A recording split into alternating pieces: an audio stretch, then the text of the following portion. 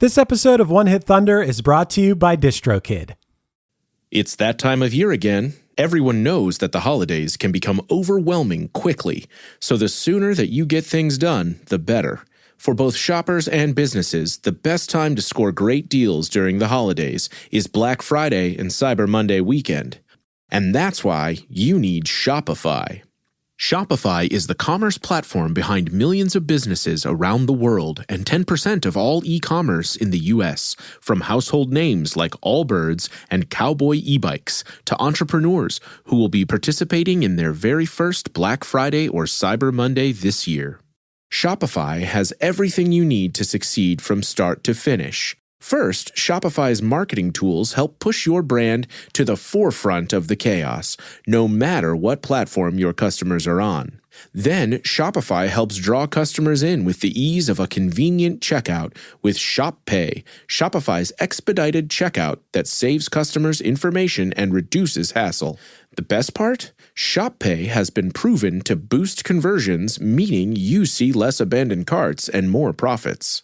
You can also stress less knowing that Shopify's award-winning customer support team is on standby 24/7 to help with any issues that arise, allowing you to get back to business as fast as possible. This Black Friday, join thousands of new entrepreneurs hearing for the first time with Shopify.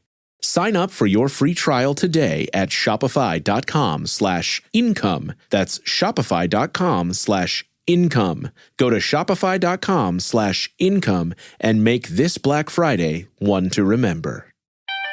Welcome to Nashville Now, Rolling Stone's new podcast, hosted by me, Joseph Hudak. Each week on Nashville Now, we'll bring you the biggest stories shaking up the scene, along with the songs and the artists you just need to know. We'll also do some one-on-one interviews with the most important voices in country music. We're going to dive into it, the songs and the artists that are all part of the conversation. Country is here. Nashville is now. Listen to Rolling Stone's Nashville Now, coming to you every Wednesday, wherever you get your podcasts.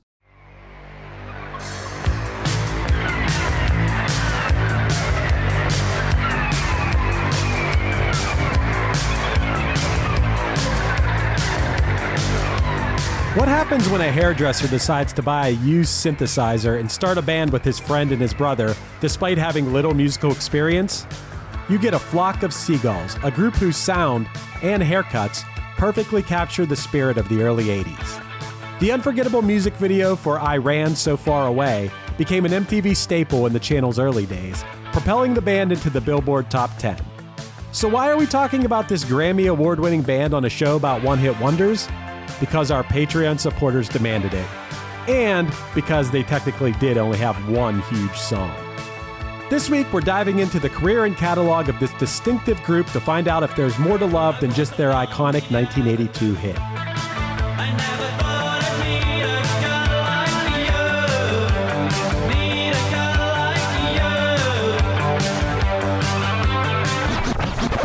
One hit is all you need to make the money guaranteed, and you can live off royalties forever.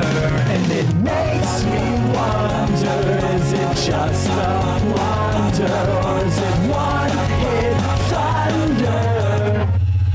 So Matt, this is a big episode because this is the first episode that we're recording since one thing that is very iconic from the 80s is going to be talking about another thing that's very iconic from the 80s. I'm talking about you, of course. This is the first episode of One Hit Thunder that we're recording since the big 4-0 for you. Yeah. Yesterday I turned 40. Yeah. Which was, a thing. I don't feel any different. Nothing feels different from 39 to 40 just yet. So you're in your golden prime, man. It's your golden prime. You're here. And the song we're going to be talking about today is also been in its golden prime for a few days now. Of course, we are talking about a flock of seagulls today, or as I like to call them, flock. Us flock heads just refer to them as flock. Yeah. Did you know I was a fan? The amount of video links that you sent me in preparation for this, that's usually my Chris is into this, or Chris has been a longtime fan of this. Usually kind of hints to me where things are going. Let me ask you a question. This is a very weird question, but I saw this on TikTok. You're alphabetizing your CDs. Oh. Do they go in the A or the F? Ooh. Man, that's a good question because... Now, this was a discussion about movies, and they were saying that they have like A Quiet Place in their A's, and they have A Nightmare on Elm Street in their A's. And to me, I'm like, I think if most people refer to the movie without the A, like most people just say Quiet Place or Nightmare on Elm Street, I would file them under like the N's and the Q's. But then a movie like A Lot Like Love, where it's almost like it's A space Lot Like Love, I still consider that movie title is still A Lot Like Love. No one calls it Lot Like Love. So that's how you're judging it? So obviously all the bands, you are not... They go in the unless you're on, it drives me nuts. I think it's Shudder will alphabetize based on the letter T for the, wow, which is chaos. Yeah. I would, if I were alphabetizing my records, I would put A Flock of Seagulls under F. Yeah, I think so too. Yeah. I think so too. Chris, I think we got to talk about the beginning of this band because it seems to align with another band that I know that was just a group of friends who didn't really know their way around instruments, just deciding to pick up and play and see what happens. Are you comparing A Flock of Seagulls to Punchline? I absolutely am. Your origins are the same. Just some friends that said, hey, you learn drums, I'll learn bass, and let's write some songs. I love that, except we didn't have a hairdresser in our band. Or multiple hairdressers. You didn't have a, was it Korg MS-10 synthesizer in the band either? Well, if we would have started our band in 1979 or 80, I bet you we would have. Yeah, probably. I kind of wish been a must. we did. I kind of wish we did. And it's funny that Mike Score, the lead singer of Flock of Seagulls, was a hairdresser because that's kind of the first thing that people associate with this band, which is a shame because you should associate the really cool songs with A Flock of Seagulls, but I think people think of the haircuts first. Well, we talked about this with Dead or Alive. I think one of my earliest exposures to A Flock of Seagulls was probably a joke in The Wedding Singer. Yeah. Where Adam Sandler runs to the airport and the guy has the ridiculous haircut and says, hey, are you a fan of Flock of Seagulls? And he says, no, but I can tell you are. And then that's it. And so even then I was like, okay, so I guess that was like a band that no one liked that just had crappy hairstyles. Then I dive into A Flock of Seagulls and these dudes kind of kick ass. Yeah, they're a great band. Now, we'll get to it. There's a song by A Flock of Seagulls that I like way more than I Ran. Even though I think I Ran is great. I think that if you were putting together a playlist of the 10 songs that define the 80s, that sound like the 80s, if you put it on at a party and it's like, it's everyone's wearing 80s clothes, it's an 80s vibe party, I think I Ran might be one of the 10 songs that are on it. Oh, I think very much so. And, I think I know what song you're implying. And I was kind of shocked that wasn't a bigger hit in the States. We'll talk about that. But I agree that is a better song than I Ran. We are talking about Space Age Love Song, which I thought that we wouldn't be able to do an episode about A Flock of Seagulls because that was also a minor hit. But by our rules, that only went to number 30, I think, on the charts. So we can't. I mean, that is the song you're talking about, right? That is the song I'm talking about, which is funny because I also saw that on the mainstream, I think it was the mainstream rock chart, it went to like 57. Wow. Like it charted so low for some reason on the rock chart. But that song's awesome. That's a song that a bunch of different bands have covered, and all their covers have been really awesome. Like, it's just a good song. That's usually the sign of a good song, is no matter who's playing it, it still sounds great. Well, I think my first experience with Space Age Love Song, which is, I guess their second biggest song, was a cover by this somewhat obscure sort of punkish emo band called No Motive. Are you familiar with No Motive? I know Motive, yeah. You know Motive. Yeah, they're a pretty cool band, but they didn't have like a lot of music. They were like maybe late 90s, early 2000s Vagrant Records band, kind of maybe a little bit more under the radar Vagrant Records band, but they did a cool cover of it, kind of true to form.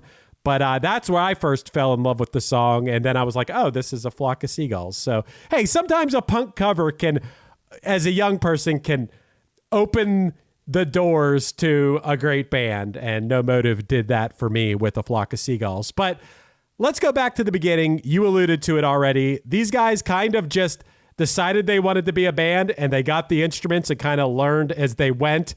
Now, it was formed by Mike Score and his brother Ali Score and Frank Maudsley on the bass.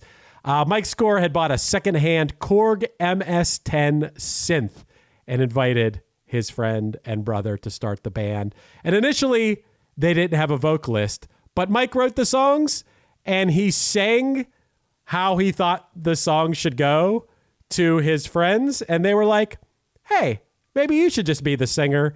And they went with it. And I don't know why they wouldn't have just known. First of all, he's a good singer. Second of all, he has the most 80s sounding voice. He just sounds like he's from the 80s. He really does. Yeah. 100% does. Which is very cool. The name A Flock of Seagulls, which I think is pretty funny. I always assumed it was because of the hair. The hair was crazy. Because it kind of looks like a bird flying. Right.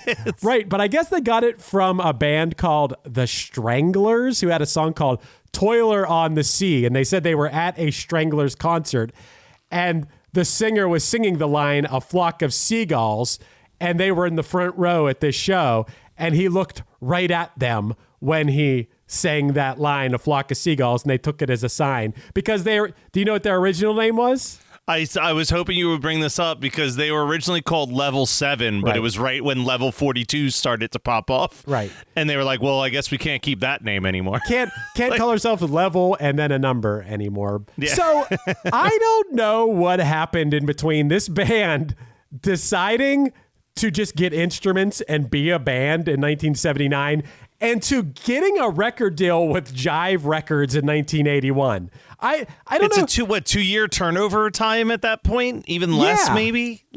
Yeah, I mean, they must have really, really worked hard. I couldn't get a lot of info. Like, how do you go from not even playing these instruments, just getting them and learning as you go, to being signed to, Jive Records? I guess I don't know a lot about it in 1981, but to me, when I think 1990, it's a huge label to be on. Right. Yeah. So I'm assuming it's still a big deal even in 1981.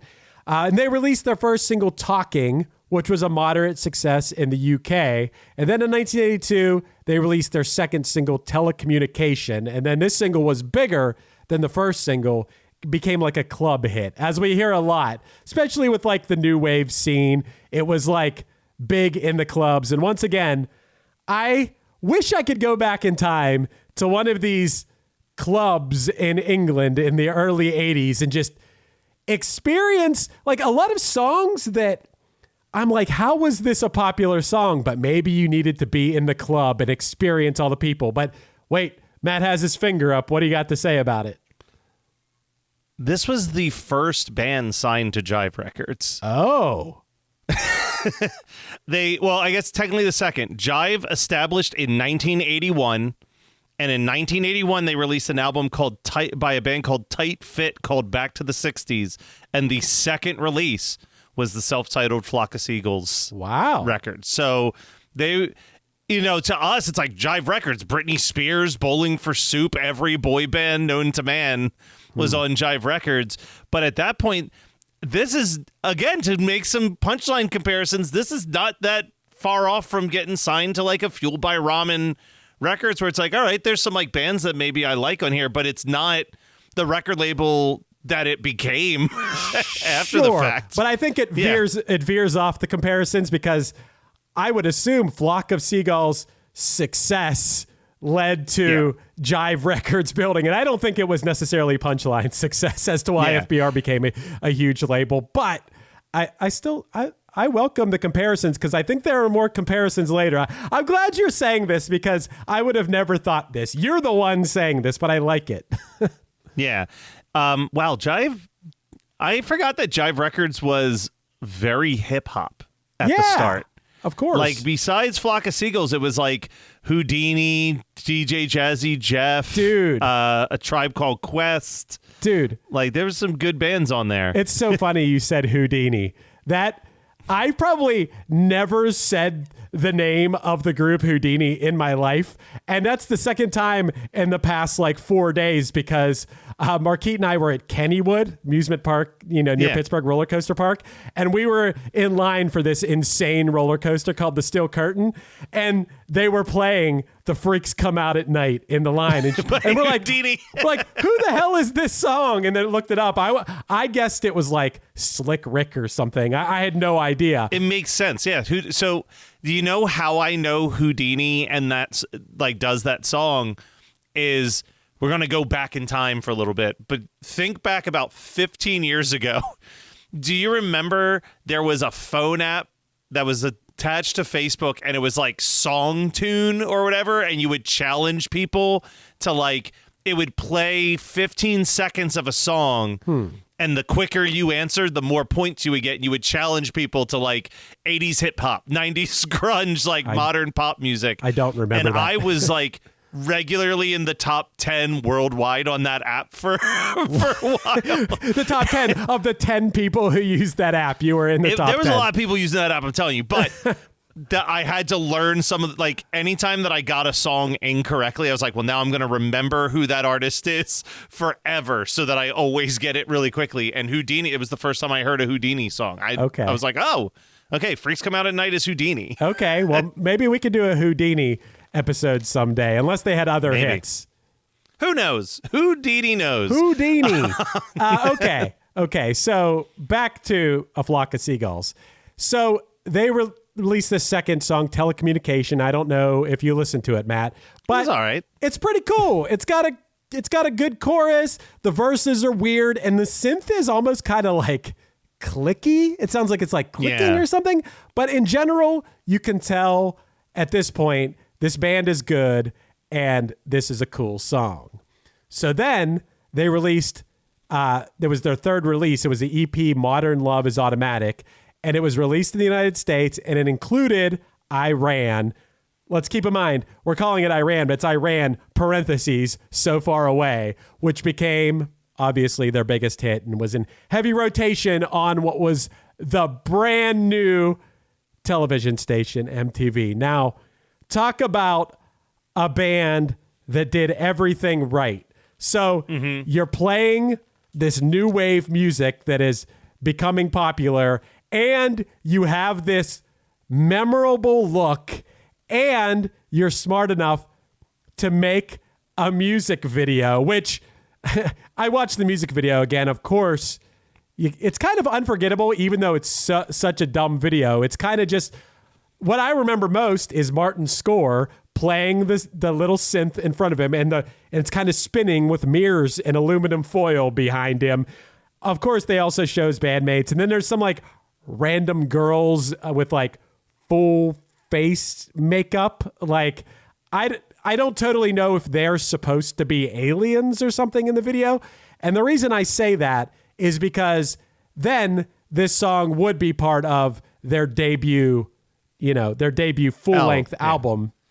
It'd be the first song on it. And did you know that this album, this self-titled album, is a concept piece about an alien invasion of Earth, and that's what this song is about too? I didn't, but that makes sense to me. I wanted to talk about Rolling Stone when this song came out.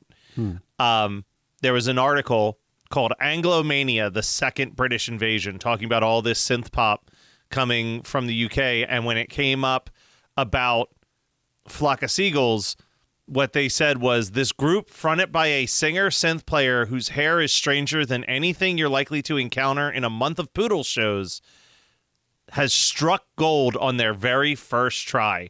So like even Rolling Stone was like, God damn, this is a good song. Yeah, this song, and then the second track on the album is the song that we've already talked about Space Age Love Song, which I think is the superior song. There's just, a big thing with this band, and we're going to talk about it because they are a band again. They weren't around for a while, but they are a band again. But even today, when we're recording this, a big thing with this band is, of course, you got the synths, but the very reverby guitar. It's something that U2 did a lot too, but it's just such a signature that the songs almost sound a lot alike, to be honest. But that's their sound. I wanted to bring up, I'm going to jump into the future a little bit, but the band breaks up in 86, and then in 94, Michael Scorer kind of creates a new lineup and puts out an album called Light at the End of the World. And when I was reading about it, it said the critics and everybody said it was embarrassing and tedious, and even Michael Scorer said that the album was an unsuccessful attempt to bring the band into the grunge era. Oh. But when I listen to those songs, I don't think they sound any different than the usual Flock of Seagulls sound. It's not like when we listen to even someone who we loved, like Jane Childs, right? Mm-hmm.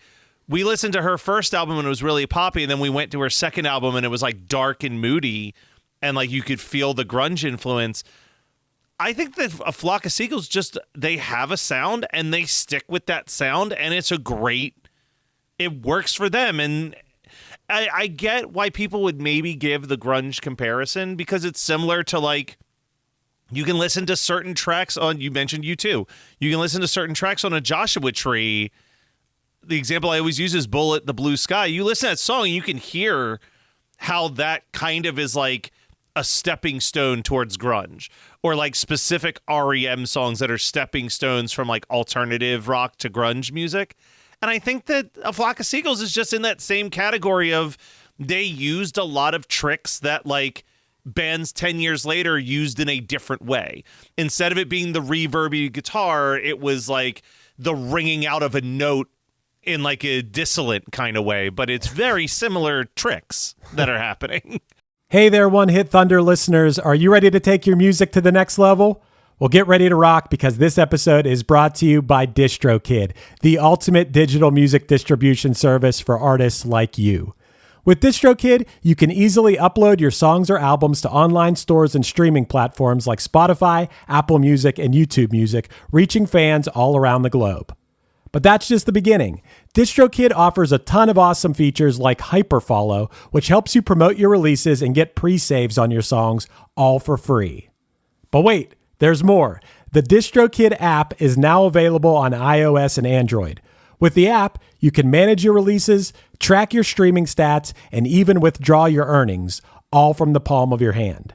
And for those looking to perfect their sound, check out Mixia. This powerful tool allows you to put the finishing touches on your tracks in minutes, ensuring they sound polished and professional every time. But that's not all. DistroKid has just launched a brand new feature called Instant Share, allowing you to easily share large files securely with collaborators, producers, and more. With Instant Share, you can keep your music streaming at the highest quality while making the best impression possible. So what are you waiting for? Elevate your music career today with DistroKid and unlock a world of possibilities. Possibilities that I know all about because I've been using DistroKid for years. It's seriously great. If you haven't used it before, you're going to love it. And One Hit Thunder listeners get an exclusive offer, 30% off your first year with DistroKid by signing up at distrokid.com/VIP/OneHitThunder. That's distrokid.com/VIP/OneHitThunder. What if you love old movies, but you're also trying to cut down on your screen time? Stop this progress before it is too late! People with blindness or low vision can enjoy films with something called audio description, which turns this It's amazing! into this. It's amazing! With a flurry of punches, Joe drives Gilbert across the ring. Check out Movies for the Blind, a weekly podcast of classic and cult films with no screen required. Subscribe now where you get your podcasts. Hey Mark, do you have any favorite moments from the first season of Nevermind the Music? Yeah, remember that episode where I secretly converted you to loving all my favorite songs? No. Well, then it's working, Nicole. It's season 2 of the Never Mind the Music podcast. Because the sequel is always better than the original. And the second album is always better than the... One of us knows music. And the other knows psychology. Each week we dive deep into one song. From Oasis to Alanis. And maybe sometimes some things that aren't from the 90s. Never Mind the Music season 2. Listen, wherever you get your... sophomore slumps? We've talked about this before, but it's so funny to think about. Now, this song, I Ran, peaked at number 9 on October 23rd of 1982. And this is going to relate to what you're talking about here, Matt. You skipped some stuff, but that's okay because it's funny to think about the way this song sounds, I Ran, and so many of the other new wave songs. Just the way they sound, they're very much a product of that era. And now you hopped ahead to the grunge era or whatever.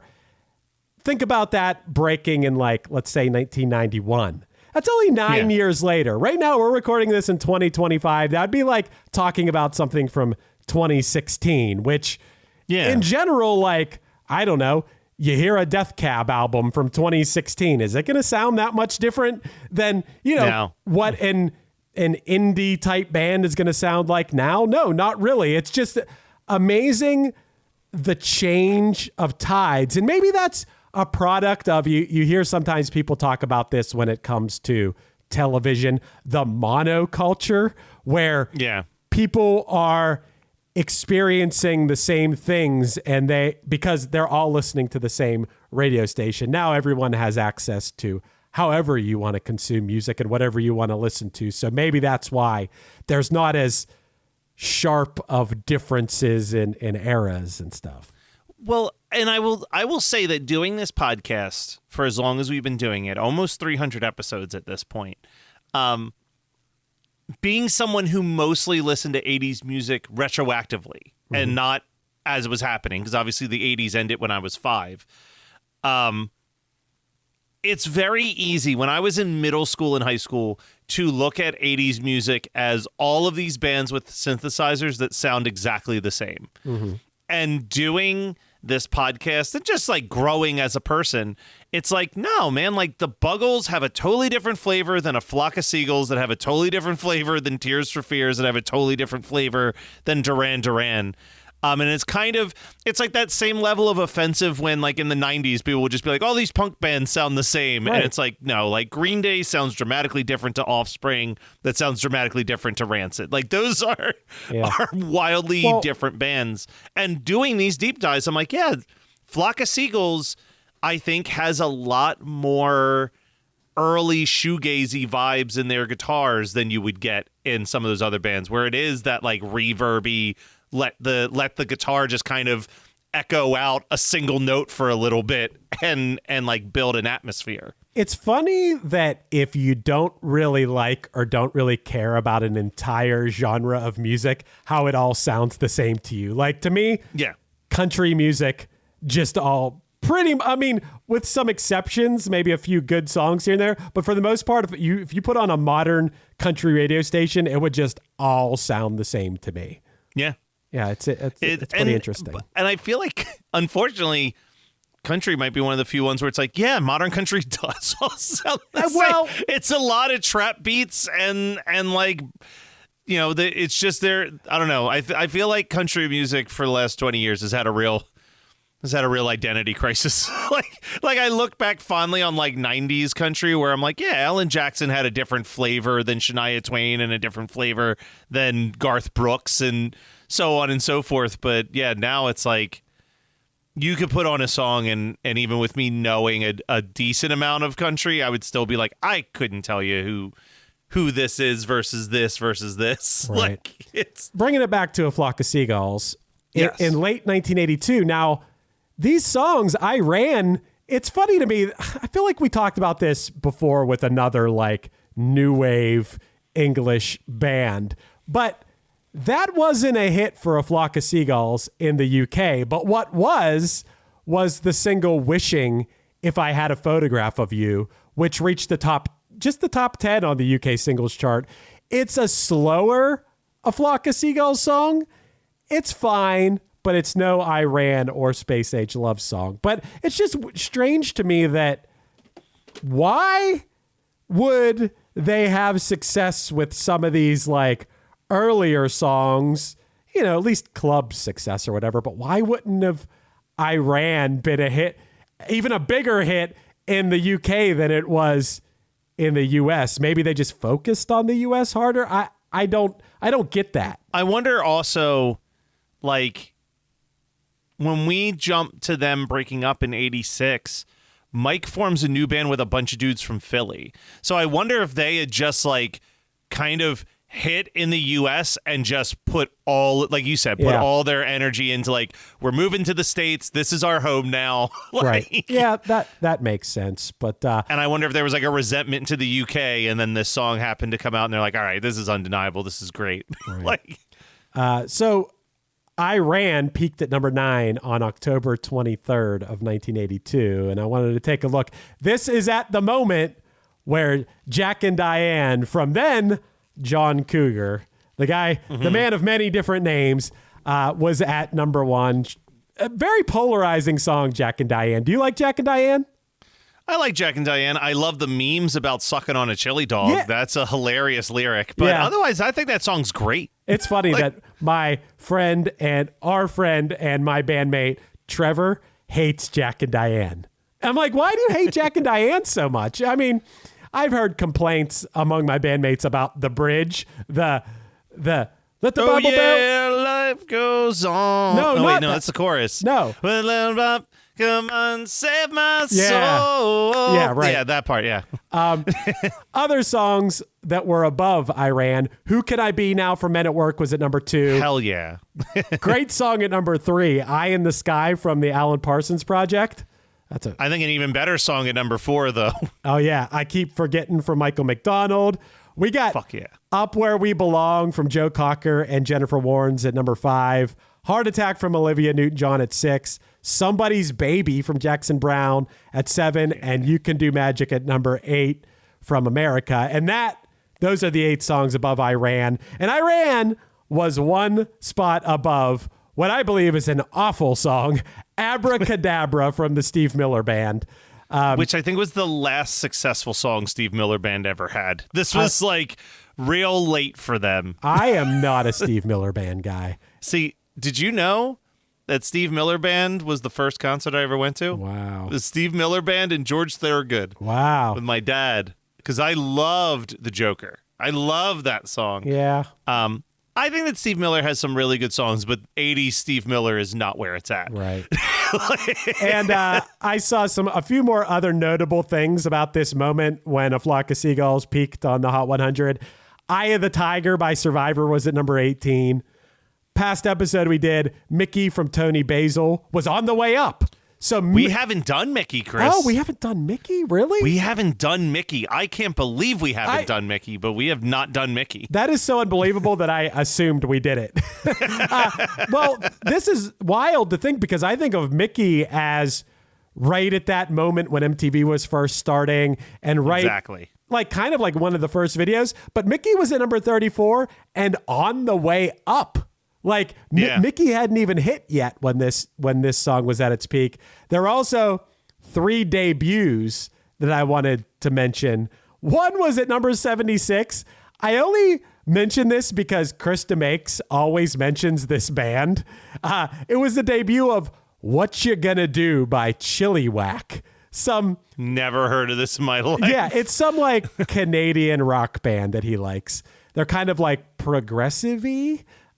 Okay. 4 spots below that at number 80 was the debut of Shock the Monkey from Peter Gabriel. And then 3 spots above that, since I'm from Pittsburgh, I had to make note of this, was the debut of the song Tough World from Donnie Iris. Donnie Iris was at number 83. Yeah, you love Donnie. Yeah, I mean, I guess. We mentioned it already. Space Age Love Song from this album, the second track, only went to number 30. I think it's their best song. And also, we got to note, Matt, that we're talking about Grammy Award winning A Flock of Seagulls because the song DNA from this album won the 1983 Grammy for Best Rock Instrumental Performance. Now, I don't know if you listen to this song, but it's pretty cool for an instrumental new wave song. Like, yeah. I don't know the other people that were up for that, but I thought it was a pretty good song. And Flock of Seagulls did do this thing later on in their career. So I would say from 1986 until very recently, Flock of Seagulls is more of a Michael Score solo project with rotating musicians. Love love when you call him by his proper name, Michael. David Grohl and Michael Score. Michael Score. But they dabbled into this thing where they just kept doing like, here's new recordings of our hits from the 80s. Here's our songs from the 80s with an orchestra behind it. Yeah, I saw that. That's always a rough patch where you're like, okay, you guys are kind of hitting that, like, we got nothing to bring to the table, which is why I was so shocked when you sent me some of their newer music, and I'm like, oh, goddamn, Flock of Seagulls still got it. Like, Flock of Seagulls is good, and you keep trying to skip ahead. I got so much to talk about with the Flock of Seagulls. I know. You only want to talk about I'll talk about modern day Flock of Seagulls because I think listen, I'm just jumping around. It's like Memento, baby. We're jumping around the timeline. We can go back. I sent you a YouTube of, now this is still right in a Flock of Seagulls heyday. They had just recently been in the top 10 and they won a Grammy. They played at the Palladium in Manhattan for MTV's New Year's Eve rock and roll ball. And this is around the time that Space Age Love Song was still climbing the charts. It hadn't yet peaked. And dude, it's like a 20-minute long performance where they played a bunch of their songs. They did not play Iran at this, which I'm like, what? How did they not play? And they played so many songs. They played Modern Love is Automatic, Telecommunication, Wishing I Had a Photograph of You, DNA, Space Age Love Song, and Man Made. I can't believe on this New Year's Eve MTV performance, they did not play Iran like 9 months after it was the hit. Like, they had already at that point been sick of it. They were sick of it already. And I just was thinking to myself, like, what a cool performance to be at. They sounded great, and it was very 80s.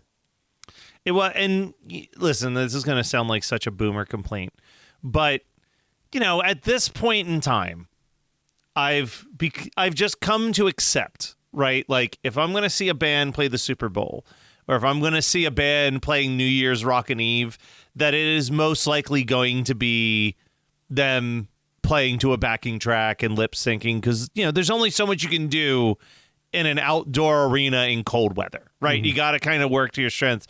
It was so cool to watch something that is so undeniably and authentically live. Oh yeah. Sometimes a little sloppy, but like, just like, no, this is a real, honest to goodness. If you saw Flock of Seagulls live in 1983, this is the show that you are going to experience kind of performance that I really loved it. These are guys, keep in mind, this is still so weird to me. Like, Mike Score was a hairdresser in 1979, decided to start a band. They didn't know how to play their instruments. They kind of learned as they went. He didn't even want to be the singer. Like, they had to convince him to be the lead singer of the band. They started the band in 1979, and by 1983, they had a top 10 hit, a Grammy. They're stars on this new channel MTV, and they're playing the MTV New Year's Eve. We're talking about 4 years. Matt, we're recording this episode in 2025. This would be like if you and I started a band and had never played instruments in 2021 and achieved this kind of success. This should not be left out of. I feel like this is the story here. Like, this is the story. They're touring with the Police after this performance. Like, they're like, you could not be more on top of the world. And then, unfortunately, 1983 also kind of is like the beginning of the decline in their popularity. Yeah, right. They put out their I believe it was their third album at that point, The Story of a Young Heart, which was more of a concept album with themes about suicide and heartbreak. And while I think that this is like a critically adored album because it's really kind of deep, the audiences were not picking up what A Flock of Seagulls started to put down at this point. Yeah, it's a little more polished too. Like any young songwriting by the seat of your pants, just raw instincts may have been like pushed back. I mean, that's unavoidable. But if you listen to a song like The More You Live, The More You Love, it sounds exactly like A Flock of Seagulls, but more polished. And I kind of like it, but I could see like where it feels like there's a little less, even if it's not true, a little, I don't know. It's missing a little bit of that young, almost punk rock thing that they had going on. I mean, they're far from punk, but like just. But there's that version of early new wave that still feels like it's from the roots of 70s and early 80s punk a little bit. Yeah.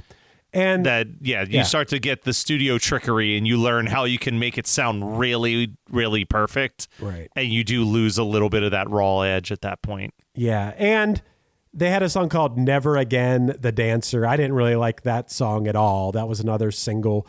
And it was during the tour for this album, The Story of a Young Heart, that their guitarist, Paul Reynolds, got bad into drugs. And then his problems worsened.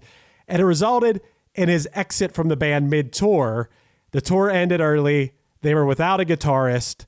And it was a major blow to the band. And they never again managed to achieve the same success. And it makes me wonder, like I said, those guitar parts are a big part of their sound, because at first I'm like, why didn't they just get someone else to do it? And maybe there was a little magic in this guy. I don't know.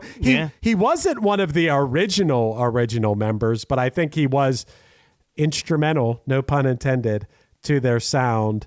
And like you said, so they released the album Dreams Come True in 1986, and then that album in the mid-90s, The Light at the End of the World. And then they took a huge break. And then it was in recent years. They released Ascension in 2018, String Theory in 2021, and Some Dreams in 2024. And I got to tell you, when I was listening to this music, you know, the song Say You Love Me was from that String Theory album in 2021. Full orchestra behind it. It sounds like a very much polished version of classic Flock. You know, it has that super reverby guitar part, it kind of their signature. And also, I watched the lyric video for the song Lovers and Strangers, which just came out like 6 months ago from when we're recording this. And honestly, it's pretty good. They still have all the A Flock of Seagulls tricks in every song, but that's their thing. And, you know, even I thought it was pretty interesting. Like they had a video that was how to play I Ran, and it was all the guys showing exactly what they play with like the notation coming up on the screen while they were playing, and like that's pretty dope. The chord choices and stuff. And I thought that was really cool that they like put the effort into making that if you wanted to cover the song and stuff. So it seems like whether it was their decision or not to do it, they're trying to keep up with like the times and what people would like to see. I thought that was cool. And also, we definitely got a note, and this is no offense to Mike Score as a fellow bald man, but Mike Score don't have the hair anymore. So, you know, their signature thing. I kind of respect the fact that he's not like wearing a wig. Yeah. He's just rocking the bald head. I got to ask a question, because every once in a while this comes up when we're doing one of these episodes. Band's still around. They're putting out new music. They seem to be really up on new technologies. You reaching out to Michael Score to see if he'll do Krista Makes in the near future? I definitely will do that, because I will reach out to Mike Score, a.k.a. Michael Score, and see if I can score him for the show, because goddamn, I guess we would have to do I Ran, but man, I'd want to do Space Age Love Song. That song's so freaking good. Well, that's what, if it's a huge success when he's on Iran, you have a second one in your pocket for when he comes back on the show 100 or so episodes later. Right. I should have just tried to get him to double down on the first try. I had to have had tried in the past, but I'm going to try again. And Matt, I think it's pretty clear where I'm going to land on this as far as Thunder or Blunder. But before we get to that, do you want to play a game? I brought a game as usual. Absolutely. Let's do this. You're getting 7 questions. You know the rules. 2 points without the multiple choice. 1 point if you need the multiple choice. And if you try to answer without the multiple choice and you get it wrong, that's going to be -1. How do you think you can do today? I mean, can I ask, is it just things from the 80s? Like what's the string theory to this one? I would say, to use one of their album titles. I would say that it's a mix of movies and 80s stuff and... All right, let's go 10. Let's go 10 points. 10's a good goal. All right. In Pulp Fiction, Jules refers to a guy laying on the couch as flock of seagulls because of his haircut. You remember that scene? Vaguely. Yeah, he goes, what about you, flock of seagulls over there? Yeah. Eventually shoots him. Spoiler alert. But in Pulp Fiction, Jules refers to a guy laying on the couch as flock of seagulls because of his haircut. The actor who played Flock of Seagulls is Burr Steers, who went on to write and direct what 2002 coming-of-age film starring Kieran Culkin and Susan Sarandon. Was that The Dangerous Lives of Altar Boys? That's incorrect, Matt. And that was, funny enough, that was one of the multiple choices. Burr Steers. So was it Igby Goes Down? It was Igby Goes Down. Dang. I just remember both of those coming out at the exact same time and not remembering which one was which. Right. Yeah. Burr Steers, who played Flock of Seagulls in Pulp Fiction, he wrote and directed Igby Goes Down. Is Igby Goes Down, should I watch that? I always see it come up when I'm like deciding what to watch. I haven't watched it in a really long time. Remember in like the early 2000s when I was watching every independent film known to man, I really liked it. But I remember Dangerous Lives of Altar Boys way more than I remember Igby Goes Down. Okay. All right. So no score so far. Space Age Love Song was featured on... that's -1, Chris, actually, because I guess with no multiple choice. That's right. Dang. Good call. Space Age Love Song was featured on the soundtrack of what 2003 movie starring Charlize Theron and Christina Ricci? 2003. Mm-hmm. What the fuck was Christina Ricci in 2003? I'm going to go multiple choice. I can't go to -2 on this. You got to get back to even. A, Buffalo 66. B, Prozac Nation. C, Pumpkin. Or D, Monster.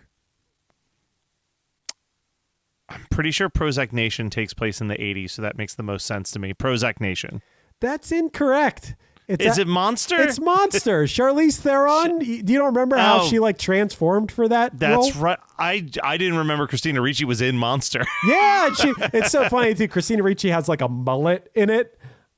It's definitely like God, I love Christina Ricci, and I did not remember her being in that movie.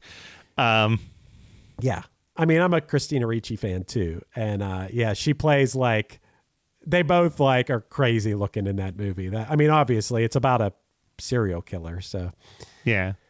Okay, so you're still at -1. Not going well. It does not feel like I'm going to reach that 10, but there's still a chance. No, there is not a chance because... Okay, well, I got nothing. All right, here we go. In the same month that Iran hit its Billboard peak, this artist released his final studio album, Midnight Love. Was that Marvin Gaye? That's right. All right. You got 2 points. That is the album with Sexual Healing on it. It is, yeah. I have that album. Nice. Nice. All right. It's funny. I wouldn't have thought of Sexual Healing as an 80s song. No, but I mean, it's 82, so it's still it's more 70s than 80s. No, it's not. it's definitely 80s. Okay, so you're in the positive now. You're up to Yeah, I got 1 point. 1 point. The week before Iran hit its Billboard peak, Ronald Reagan declared a war on what? Was this the beginning of the war on drugs? That's right. All right. You're up to 3. In the same month that Iran hit its Billboard peak, this park opened in Orlando, Florida. I think Disney World was already there, so I'm going to say Universal Studios. That is incorrect, Matt. Oh. Back down Was to it 2. a specific Disney park? It was. It was probably MGM Studios is my guess. No, it was Epcot Center. Really? Okay. Yep. That seems like I always feel like that's a 70s park. Nope. All right. Well then. You're back to Not 2. doing great here. I think I'm at 3 points now. 2. 2? Yeah. Wow. I'm not hitting 10. On the week that Iran hit its peak of number 9, it sat a comfortable 35 spots above what Pointer Sisters song, which lives on thanks to an unforgettable Jesse Spano scene. I'm so excited. You got it. There. That's right. I had to think for a second. I'm like, why do I know the name Jesse Spano? There you go. You got 4 points. So can we make it a respectable 6 maybe? 6. Probably not, but let's try. This would be a hard one, but maybe. We've talked about these kind of things before. A Flock of Seagulls, DNA, won Best Rock Instrumental Performance at the 25th Annual Grammy Awards, held on February 23rd, 1983. What song won Song of the Year at these same Grammys? I'll give you 2 points if you get it with the multiple choice. Yeah, let's just do the multiple choice. Song of the Year at the 25th Annual Grammys, held on February 23rd, 1983. A, Eye of the Tiger by Survivor. B, Rosanna by Toto. C, Always on My Mind by Willie Nelson. Or D, Ebony and Ivory by Paul McCartney and Stevie Wonder. Well, I don't think it's A, but B through C, all C or B through D sound all reasonable. I'm going to go with Rosanna. I think B, Rosanna. That's incorrect, Matt. It was actually Always on My Mind by Willie Nelson. God damn it. All right. All right. Well, you did your best. You got 4 points. Not that good, Matt. But no. One of my worst, actually. Yeah. Career worst. Yeah, that was pretty bad. I'm surprised you didn't get Monster. I know. I'm annoyed at myself, but I saw that movie once and I did not remember that Christina Ricci was in it at all. Yeah. Sorry, you said Prozac Nation. That was the first naked Christina Ricci I ever saw, so that holds a place in my heart. I watched that movie recently. I'm trying to get caught up on all the like early 2000s coming of age indie movies, and I always see that you rated them on Letterboxd. It annoys me that you don't leave reviews on Letterboxd. It annoys me that you just put stars. Just come on, man. You got to at least start writing a sentence. Sometimes if I feel moved, I do. Come on. I'm just like, yeah, it was fine. Whatever. Come on, Matt. I finish a movie and I cannot wait to go to Letterboxd, leave my 5 stars, and write at least a sentence about the movie and try to be funny. And I can't wait to read what my friends said. Matt Milligan's so good at leaving. Like he leaves reviews for everything. I love Caleb that. George from Adam Sandler, Please Stop, and Robert Bacon both always leave some stuff. But yeah, no, I mean, for you, I will try to start doing it. Please, come on. And anyone listening who's on Letterboxd, add me. I want to see what you guys say. I'm a movie buff, and I'm trying to get caught up, especially, like I said, early 2000s indie coming of age. I just watched that movie, May, the horror movie May. May's so good. It is so May good. is so good. It is so good. My friend's sister is in it. She's the one who knows the legs, you said, the right? legs girl, yes. Okay. Thunder, by the way. Oh, just yes. We're getting sidetracked. Obviously, Thunder. Yeah, A Flock of Seagulls are an 80s staple. Like, they kind of are one of the bands, probably along with, like, what other bands would you throw or songs would you throw just off the top of your head if you had to pick the 10 songs that define the decade? I mean, I mentioned them earlier, but Duran Duran has to have something in there. Maybe Hungry Like the Wolf from Duran Duran. That's a good one. I would say Tears for Fears has to be on there. Probably Everybody Wants to Rule the World. Yeah. You got to throw a Michael Jackson song on there. Probably like Billie Jean. Thriller or Beat It or Billie Jean. Something off of the album Thriller a Madonna, for sure. Early Madonna song. There's so many choices. Yeah, I was going to say, picking a Madonna one's really tough. Yeah. But I mean, I guess you would just like go with like a Virgin because it's like the iconic one, but there's so many better songs, but that's like the one. Yeah. You do have to throw in some type of 80s hip hop. Fresh Prince is a pretty good one for like parents just don't understand for like the latter half of the 80s, but that probably would be on mine. But yes. Or maybe Run DMC. Some early 80s hip hop because that was starting to pop off. Right. I know you hate it, but you got to throw at least one or two hair metal songs in there. One max. Maybe like Poison, Nothing But a Good Time. Or like something that walks the line of hair metal and just radio rock, like Bon Jovi or something like. Oh, you know what? I would rather do like Living on a Prayer by Bon Jovi. I think that's like the big one. Yeah. That you do for that. But yeah, it's for sure. This is in your top 10. Yeah. I mean, even just looking at like this was covered on the Punk Goes 80s compilation. And I'm like, yeah, of course it was. Who did it? I think that was Hidden in Plain View. Really? They did Iran? That just seems like out of the what I would expect them to do. Yeah, Hidden in Plain View did Iran. Reliant K did Manic Monday. Sugar Cult did I Melt With You, which, I think I Melt With You would go on that 80s playlist. Midtown did Your Love by The Outfield, which should also definitely be on that 80s playlist. Right. Rufio, Don't You Forget About Me by Simple Minds. That's another one. Dude, this playlist, narrowing it down to 10 would be really hard. Well, and then we get some ones I'm like, all right, Pop Song 89 by R.E.M. would not make my top 10 80s songs playlist. No. Holding Out for a Hero by Bonnie Tyler. Just Like Heaven by The Cure. The Power of Love by Huey Lewis and the News. Straight Up by Paula Abdul. Dead Man's Party, Oingo Boingo. Yeah. Probably wouldn't make most people's top 10 list, but I think it would make you and I's top 10 favorite songs from the 80s list. It's an awesome song for sure. And then, they got Rod Stewart, The Police, Tears for Fears, and The Buggles. Right. So, yeah. I think most of the Punk Goes 80s album would make up a good portion of your top 10 songs, just not those versions. Right.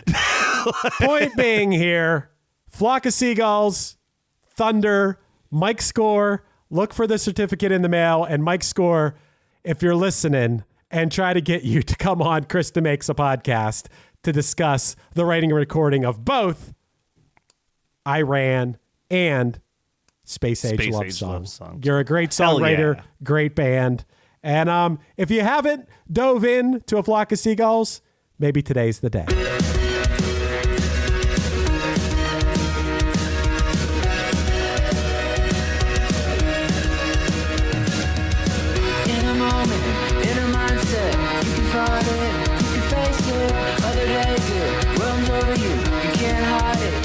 This has been One Hit Thunder. One Hit Thunder is hosted by Chris Afalios of the band Punchline and produced by Matt Kelly of Geekscape.net. Underneath me, you're hearing I Don't Want to Live in This World Anymore off the album Somewhere to Land. Go to punchlinemusic.com for music, merch, and to find out where the band might be playing next. Our podcast is on Patreon, so find us at patreon.com/OHT podcast for early access to episodes, bonus conversations, and a chance to vote on future songs for us to cover. You can also support the show by buying some merch at onehithunder.dashery.com. Be sure to rate, review, and subscribe to us on your favorite podcasting app, and tune in next week for more One Hit Thunder.